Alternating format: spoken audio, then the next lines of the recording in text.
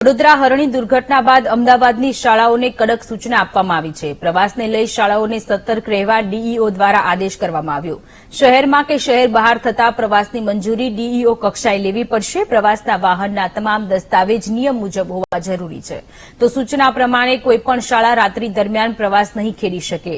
જો મંજૂરી વિના પ્રવાસ લઈ જવાશે તો શાળાની મંજૂરી રદ થઈ શકે છે।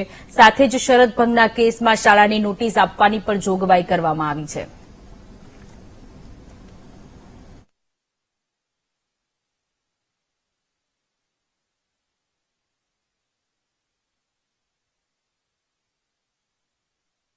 સેફટી પ્રિકોશન છે જેને લાઈફ જેકેટ જે હોવા જોઈએ, વિદ્યાર્થીઓની સંખ્યા જેટલા બેસાડવાના હોય તેટલા જ હોવા જોઈએ। આ બધી બાબતો એનો ઉલ્લેખ હોય જ છે।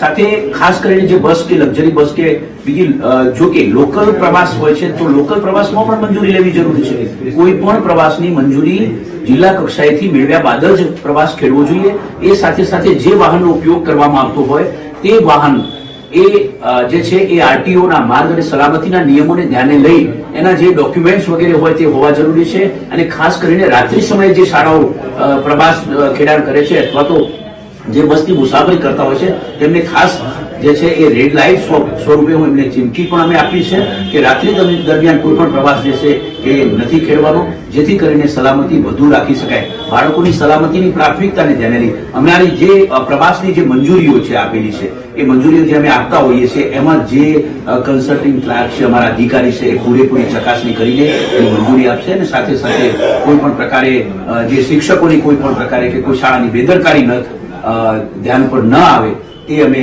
ખાસ શાળાઓને સૂચિત